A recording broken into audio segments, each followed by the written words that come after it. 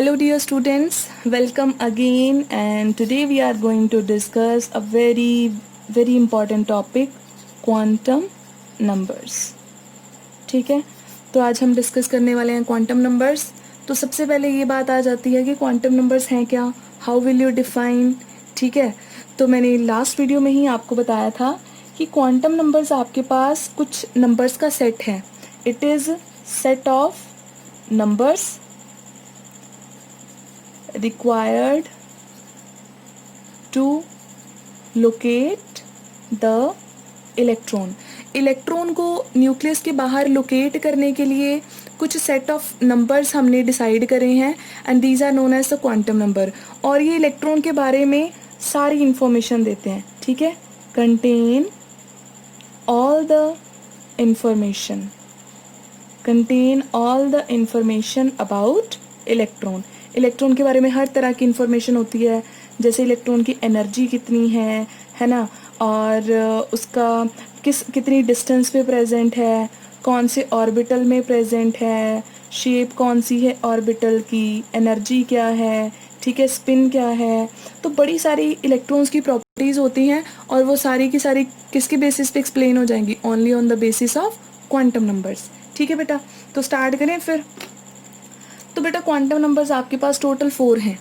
ठीक है, principal quantum number, second azimuthal quantum number, third magnetic quantum number, fourth spin quantum number. तो यहाँ पे मैं अलग मतलब सारे नेम्स लिख के फिर नहीं कर रही हूँ, मैं सीधे डिस्कशन पे आ रही हूँ. ठीक है, एक एक क्वांटम नंबर का. तो सबसे पहला हमारा है प्रिंसिपल क्वांटम नंबर. तो जितना इम्पॉर्टेंट स्टफ होगा मैं सारा यहीं पे लिख रही हूँ, तो आपको साथ साथ में क्लैरिटी हो जाएगी. ठीक है, अच्छा प्रिंसिपल क्वांटम नंबर क्या बता रहा है. अब बेटा ये आपको इन्फॉर्मेशन देगा कि सबसे पहली बात क्या है.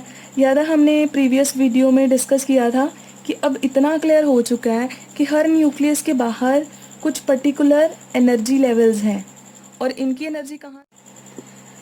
हाँ जी, तो एनर्जी लेवल्स तो हैं न्यूक्लियस के बाहर, है ना.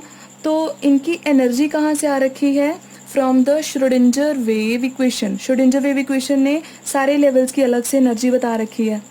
अब सबसे पहले इलेक्ट्रॉन अगर प्रेजेंट होगा तो किसी ना किसी एनर्जी लेवल में होगा, सपोज यहाँ पे है ना. तो प्रिंसिपल क्वांटम नंबर आपको क्या आइडिया देता है कि किस एनर्जी लेवल में आपका इलेक्ट्रॉन जो है वो प्रेजेंट है. ठीक है, तो ये आपको किस चीज़ की इंफॉर्मेशन देगा, first energy level of electron. तो प्रिंसिपल क्वांटम नंबर आपको सबसे पहले क्या चीज़ बताता है कि जो इलेक्ट्रॉन है वो किस एनर्जी लेवल में प्रेजेंट है. सो आप कैसे डिफाइन करोगे, the quantum number which tells us about the energy level of the electron is known as the principal quantum number. ठीक है, and it is represented by small n. ठीक है बेटा, n के साथ हम इसको रिप्रेजेंट करते हैं और ये किसके बारे में बताता है, एनर्जी लेवल के बारे में. अब सेकंड चीज़ क्या बताएगा. अब बेटा देखो, अगर आपका इलेक्ट्रॉन फर्स्ट एनर्जी लेवल में हुआ तो हम कहेंगे कि न्यूक्लियस के बड़ा पास है, सेकंड में हुआ थोड़ा दूर चला गया, थर्ड में हुआ तो और दूर चला गया. तो इसका मतलब एनर्जी लेवल के साथ साथ हमें एक चीज़ और पता चल रही है कि जो इलेक्ट्रॉन है वो न्यूक्लियस से कितनी डिस्टेंस पे प्रेजेंट है. ठीक है, ये भी चीज़ पता चल रही है. तो इसका मतलब आपके पास सेकंड चीज़ किसका आइडिया देता है, ये सारे आइडियाज़ बता रही हूँ. ठीक है, distance eight which the electron is present. Electron nucleus से कितनी डिस्टेंस पे प्रेजेंट है ये भी आपको बताएगा. ठीक है, और वैसे डिफाइन आप इतना ही कर दोगे तो सफिशिएंट है, the quantum number which tells us about the energy level of electron, that's it. और ये मैं इसके सारे बेनिफिट्स बता रही हूँ कि एनर्जी नहीं बता रहा, सिर्फ ये भी बता रहा है कि इलेक्ट्रॉन कितनी डिस्टेंस पे प्रेजेंट है. और एक और इम्पॉर्टेंट चीज़ बताता है, क्या बताएगा, अगर इलेक्ट्रॉन थर्ड से सेकेंड लेवल में आया है ना, या फिर इलेक्ट्रॉन आपका फोर्थ से थर्ड शेल में आता है तो कुछ रेडिएशंस एमिट करता है और उन रेडिएशंस का एक पर्टिकुलर फ्रीक्वेंसी होती है. और ये सारी चीज़ें हमने कहाँ पढ़ी थी बेटा, स्पेक्ट्रम में. तो इसका मतलब ये एक्सप्लेन किसको करता है, स्पेक्ट्रम को. तो spectrum on the basis of energy levels जो हैं एक्सप्लेन हो सकते हैं. Explain spectrum of elements. तो हर एक एलिमेंट का अलग अलग जो भी स्पेक्ट्रम आता है तो उसकी एक्सप्लेनेशन आपका प्रिंसिपल क्वांटम नंबर देगा. ठीक है, क्लियर हो गया यहाँ तक. तो अभी बात आ जाती है कि वैल्यू क्या होगी भाई एन की. तो बेटा एनर्जी लेवल फर्स्ट से ही स्टार्ट होते हैं, है ना. तो एनर्जी लेवल की वैल्यू क्या होगी, 1 2 3 4 5 अप टू सो ऑन. ठीक है, तो आपकी प्रिंसिपल क्वांटम नंबर की वैल्यू 1 से स्टार्ट होके up to so on infinite तक चलती रहेगी. और एन की वैल्यू कभी ज़ीरो मत ले लेना, गलती मत करना, क्योंकि ज़ीरो कोई भी आपका एनर्जी लेवल नहीं होगा. ठीक है जी. तो फर्स्ट प्रिंसिपल क्वांटम नंबर था, क्लियर हो गया होगा होप आपको सबको अच्छे से. अब सेकंड हम बात करते हैं नेक्स्ट, एजीम्यूथल क्वांटम नंबर. ठीक है, azimuthal quantum number, it is represented by small L. ठीक है, तो इसको हम कैसे रिप्रेजेंट करते हैं, स्मॉल एल के साथ. ओके, अब ये क्या बताएगा. अब बच्चे एक चीज़ ध्यान में रखना कि मैंने उस दिन भी बताया था कि हर एक एनर्जी लेवल के फर्दर आगे क्या होते हैं, कुछ सब लेवल्स होते हैं, है ना. किसी के 2 सब लेवल हो सकते हैं, किसी के 3 सब लेवल हो सकते हैं. तो अब हमारा आइडिया जो है लगाना बहुत ज़रूरी है कि कौन सा एनर्जी लेवल आगे फर्दर कितने सब लेवल्स में स्प्लिट हो रखा है. तो उसके लिए आपको कौन हेल्प करेगा, एजीम्यूथल क्वांटम नंबर. ठीक है, तो एजीम्यूथल क्वांटम नंबर क्या बताता है आपको, it tells us about the sub energy level of electron. Electron जो है आपका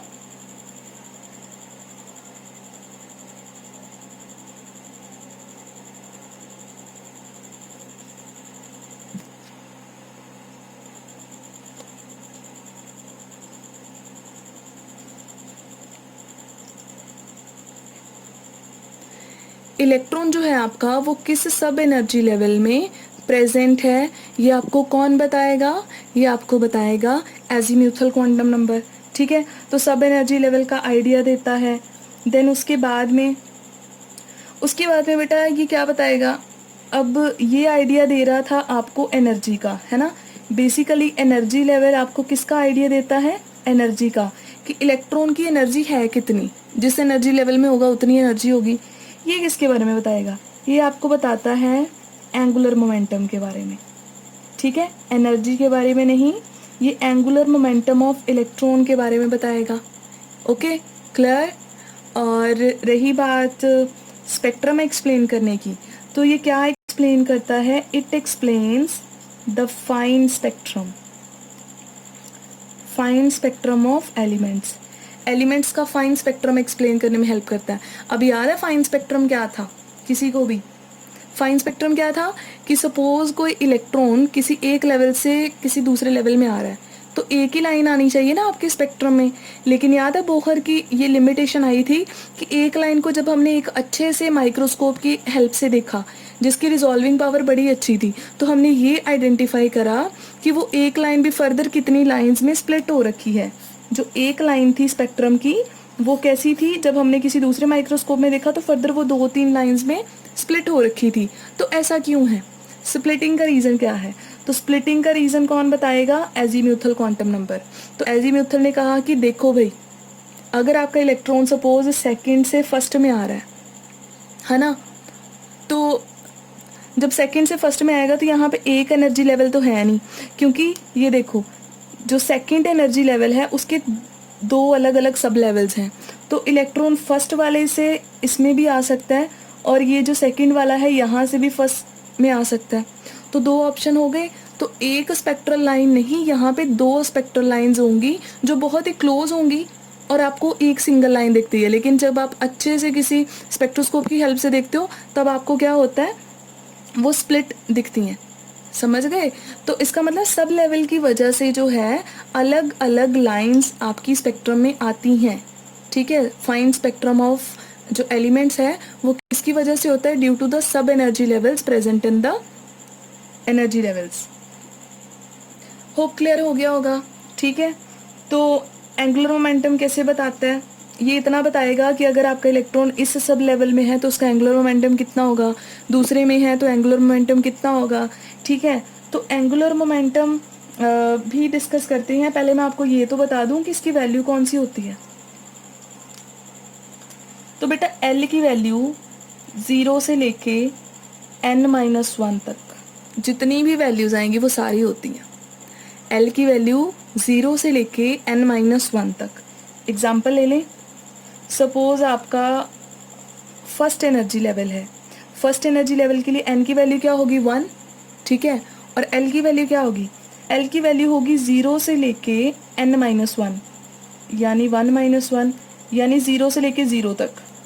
तो 0 से लेके 0 तक का क्या मतलब होता है, a की वैल्यू आई 0, है ना। तो इसका मतलब जो आपका फर्स्ट एनर्जी लेवल है उसका सब लेवल एक ही है और उसका नंबर कितना है 0। ठीक है, अब बात करते हैं सपोज सेकंड लेवल की। सेकंड लेवल के लिए एल की वैल्यू कहाँ तक होगी, 0 से लेके n-1 2-1 यानी कि 1। 0 से लेके 1 तक बेटा दो वैल्यूज आती हैं, एक 0 आती है एक 1 आती है। तो इसका मतलब सेकंड लेवल के दो सब लेवल्स हैं, इसीलिए मैंने दो ड्रॉ करे हैं। फर्स्ट का एक ही सब लेवल है एक एनर्जी लेवल में और दूसरे में कितने हैं, दो हैं। ठीक है, अब थर्ड की बात कर लें। थर्ड के लिए एल की वैल्यू क्या होगी, 0 से लेके 3-1 तक यानी कि 0 से लेके 2 तक। तो 0 से लेके 2 तक कितनी वैल्यूज हैं बेटा, 0 से लेके 2 तक वैल्यूज होती हैं 0, 1, 2। There are 3 values. 3 वैल्यूज मतलब 3 लेवल्स। तो इसीलिए मैंने थर्ड एनर्जी लेवल के 3 सब लेवल्स ड्रॉ करे थे। ठीक है, और इसके 4 होते हैं। तो इसका मतलब जितना एनर्जी लेवल का नंबर उतने ही उसके sub level. First energy level का एक ही sub level, second energy level के 2 sub level, third energy level के 3 सब लेवल, 4 के 4, 5 के 5। तो ऐसे ही चलता रहता है। ठीक है, होप आपको एल की वैल्यू निकालना आ गया होगा। 0 से स्टार्ट कर देना, एन की वैल्यू 0 कभी मत लेना। एल की वैल्यू 0 से स्टार्ट होगी और एन से एक नंबर पीछे ही खत्म हो जाएगी। ठीक है, क्लियर हो गया बच्चा। तो अभी थोड़ा सा और इसको कर लेते हैं। अच्छा, तो फिर एल की वैल्यूज़ क्या आ रही हैं हमारे पास। एल की वैल्यू बेटा हमारे पास आ रही है 0 आ रही है, 1 आ रही है, 2 आ रही है, 3 भी आ रही है, 4 भी आएगी, 5 भी, 6 भी, अप टू सो ऑन ऐसे चलेगा। तो उन्होंने सोचा कि इन सब लेवल्स को कोई नाम देना चाहिए या नहीं देना चाहिए, तो इनको नेम दे दिया। नेम क्या दिया, अगर एल की वैल्यू 0 आएगी तो आप उसको एस बोलोगे, ठीक है, इसको पी बोलोगे, इसको डी बोलोगे, इसको एफ, इसको जी, इसको एच, आगे सिंपल ए बी सी लगा देना बस। ठीक है, जी एच के बाद में सिंपल ए बी सी के ऑर्डर में ही चल लेना, बस स्टार्टिंग में डिफरेंट है, S P D F G H. यहाँ तक तो आपको याद रखने बहुत इंपॉर्टेंट है, और mainly first 4 very very important. ठीक है, तो सब लेवल्स का कैसे बात करनी है आपने, 0 से स्टार्ट हो जाना है। अगर एल की वैल्यू 0 आ रही है तो उस सब लेवल का नेम क्या होगा, एस। 1 आ रही है तो पी, 2 आ रही है तो डी, 3 आ रही है तो एफ एंड सो ऑन। ठीक है, तो अभी थोड़ा सा कर लें फिर बात। अब मैं यहाँ पे ड्रॉ करूँ, ये रहा आपका न्यूक्लियस। फर्स्ट एनर्जी लेवल का एक ही सब लेवल होता है। ठीक है, एन की वैल्यू क्या होती है इसके लिए 1। तो जब बेटा हम एन की वैल्यू 1 लेते हैं तो एल की वैल्यू क्या आती है 0, और 0 को हम लोग क्या बोलते हैं एस। तो 1 का एस होगा तो हम उसको क्या बोलेंगे 1s। सब लेवल कौन सा है, इट इज़ 1s। अब जैसे एन की वैल्यू 2 लो, एल की वैल्यू कौन कौन सी आएगी, एक 0 आएगी एक 1 आएगी, यानी एक s आएगा और एक p आएगा। तो सेकंड के कौन कौन से सब लेवल हो गए, एक 2s और एक 2p, दो हो गए, और इसका सिर्फ एक ही था 1s। तो इसका मतलब जब हम सेकंड ड्रॉ करेंगे, सेकंड लेवल, तो सेकंड के हमारे पास दो सब लेवल आएंगे, एक आएगा 2s वो नीचे होगा और एक आएगा 2p वो थोड़ा एनर्जी में हायर होगा। ठीक है, s की एनर्जी लोअर होती है, p की उससे हायर होती है, d further higher, f higher. ठीक है, तो सबसे लो एनर्जी का ये है, बाकी एनर्जी के इंक्रीजिंग ऑर्डर में ही जा रहे हैं। अब बात करते हैं हम थर्ड की। तो थर्ड के लिए बताओ क्या आएगा, n की वैल्यू जब 3 होती है तो 3 सब लेवल होते हैं, एक 0 होता है, एक 1 होता है, एक 2 होता है। तो नाम क्या हो जाएगा, एक का नाम हो जाएगा 3s, एक का नाम हो जाएगा 3p, एक का नाम हो जाएगा 3d। तो कैसे ड्रॉ करेंगे, ये रहा आपका 3s, ये थोड़ा सा ऊपर रह जाएगा आपका 3p, और एक आ जाएगा आपका थोड़ा और ऊपर 3d। एनर्जी लेवल कौन सा है लेकिन ये आपका, it is your third energy level. लेकिन सब लेवल्स कितने हैं, 3 सब लेवल्स हैं, ठीक है। 3s, 3p,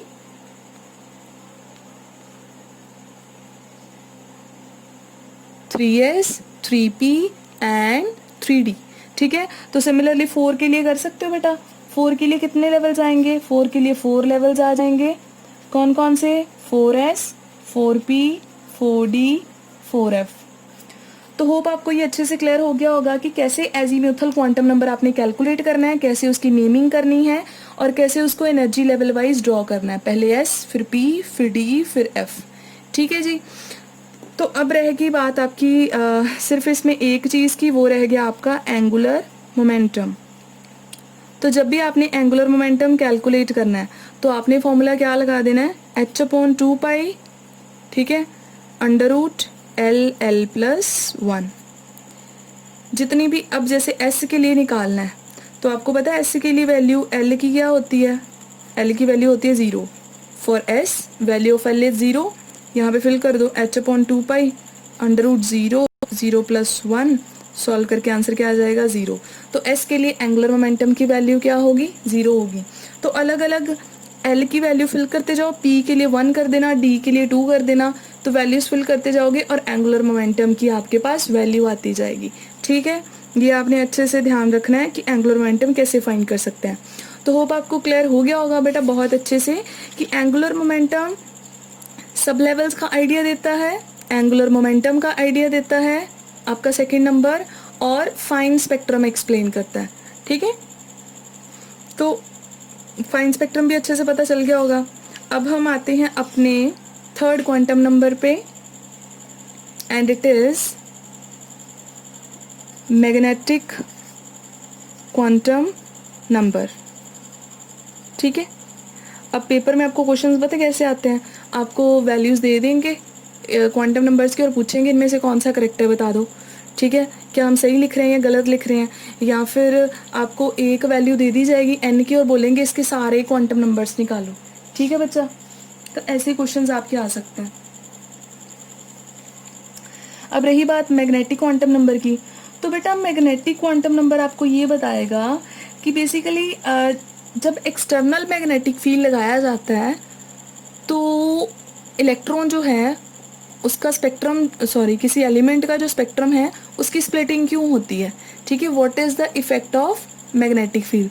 तो हमने ये कर रखा था कि जब हम किसी भी एलिमेंट के अराउंड मैग्नेटिक फील्ड लगाते हैं तो एक लाइन जो है वो फर्दर कितनी ही लाइंस में स्प्लिट हो जाती है ना। Splitting of the spectral lines in the presence of magnetic field, इसको आप लोग क्या बोलते हो, ज़ीमैन इफेक्ट। तो ये क्वांटम नंबर बेसिकली क्या एक्सप्लेन करेगा, ज़ीमैन इफेक्ट, कि जब हम मैग्नेटिक फील्ड एक्सटर्नली लगाते हैं तो स्प्लिटिंग क्यों होती है, ठीक है। तो अब मैं आपको बेसिकली स्टोरी बताती हूँ कि मैग्नेटिक क्वांटम नंबर है क्या, ठीक है।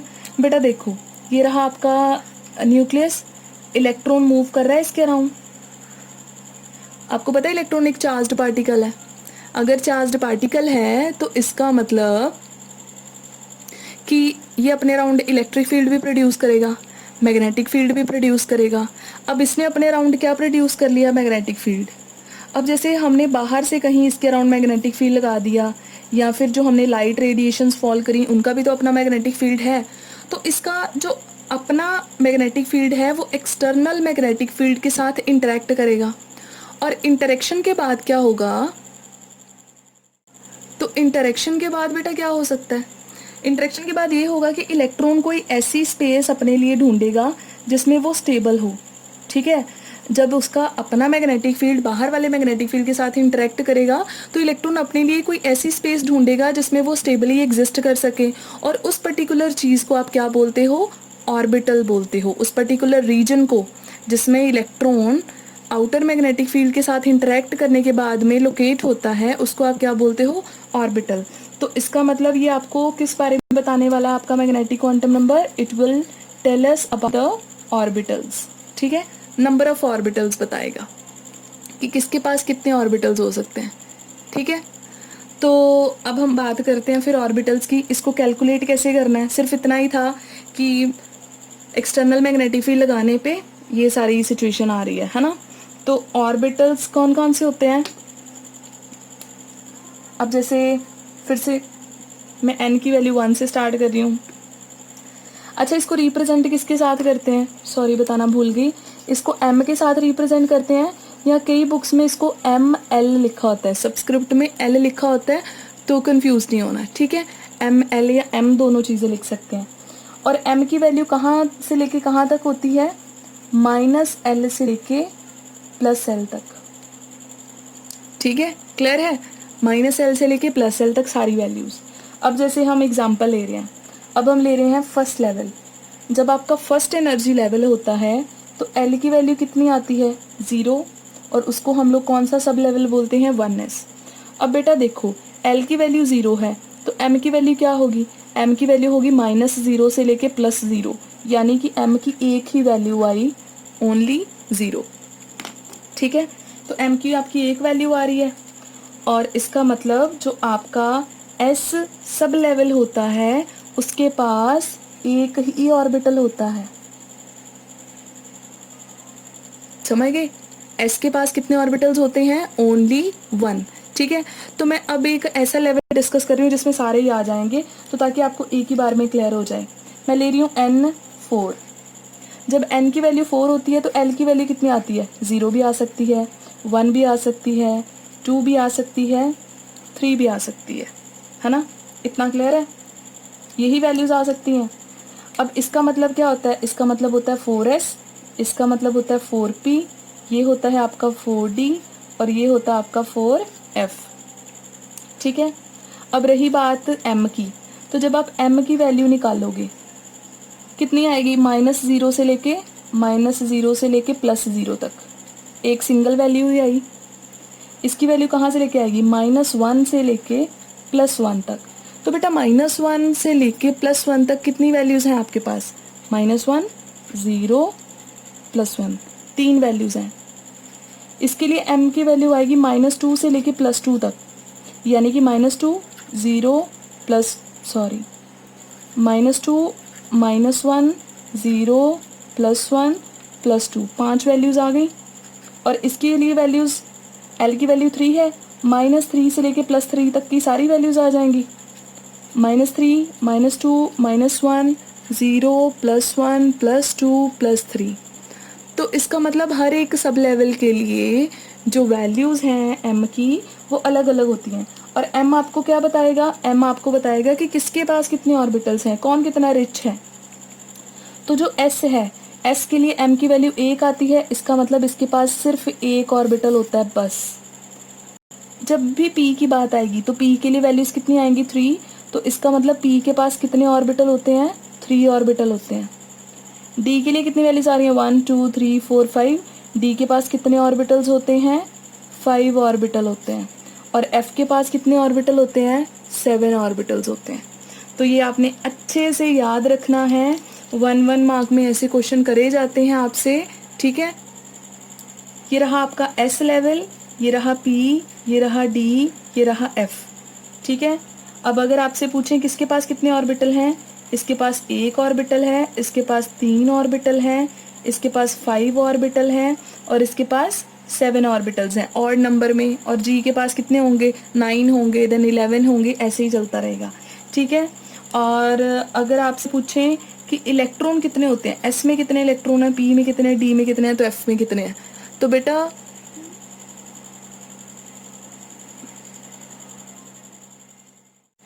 यहाँ पे आपने क्या याद रखना है? एक ऑर्बिटल में ज़्यादा से ज़्यादा 2 इलेक्ट्रॉन आ सकते हैं, इससे ज़्यादा तो आ ही नहीं सकते। तो इसका मतलब s का एक ही ऑर्बिटल होता है और उसमें 2 इलेक्ट्रॉन आएंगे। ठीक है, 2 इलेक्ट्रॉन। इसका 3 ऑर्बिटल है, 6 इलेक्ट्रॉन आ जाएंगे, 10 इलेक्ट्रॉन आ जाएंगे, 7 ऑर्बिटल हैं, 14 इलेक्ट्रॉन आ जाएंगे। That's it. ठीक है, तो जितने ऑर्बिटल्स हैं 2 टाइम कर देना, उतने ही क्या आ जाएंगे, इलेक्ट्रॉन्स आ जाएंगे। तो ये आपका हो गया मैग्नेटिक क्वांटम नंबर। इसका बस यही है, m की वैल्यू कैलकुलेट करना अच्छे से सीख लेना, ठीक है। और उसके बाद में किसके पास कितने ऑर्बिटल्स हैं और कितने इलेक्ट्रॉन्स हो सकते हैं। अब रह गया हमारा last quantum number, very very easy, क्योंकि उसमें कुछ ज़्यादा खास बताने वाला है ही नहीं है। अब लास्ट रह गया आपका स्पिन क्वांटम नंबर, क्योंकि हमने ये तो बेटा ऑलरेडी बता दिया कि इलेक्ट्रॉन किस लेवल में प्रेजेंट है ना, किस एनर्जी लेवल में है, किस सब लेवल में है, आगे फर्दर किस ऑर्बिटल में है। और अब ऑर्बिटल के बाद क्या रह गया, इलेक्ट्रॉन का मतलब एड्रेस तक तो पहुंच ही गए। अब हमने सिर्फ ये देखना है कि इलेक्ट्रॉन मूव कैसे कर रहा है। आपको पता है ऑर्बिट में मूव करने के अलावा, यानी सर्कुलर मोशन के अलावा, इलेक्ट्रॉन का एक और मोशन है, वो अपनी एक्सिस के अबाउट भी तो स्पिन करता है, मूव करता है ना, अपनी एक्सिस के अबाउट रोटेट करता रहेगा, स्पिन मोशन है जैसे अर्थ का होता है। तो इसका मतलब जो आपका इलेक्ट्रॉन है उसकी स्पिन कैसी है, वो कौन बताएगा आपको, स्पिन क्वांटम नंबर। स्पिन कैसी हो सकती है बेटा, क्लॉकवाइज भी हो सकती है, एंटी क्लॉकवाइज भी हो सकती है, सिर्फ 2 ही पॉसिबिलिटीज़ हैं।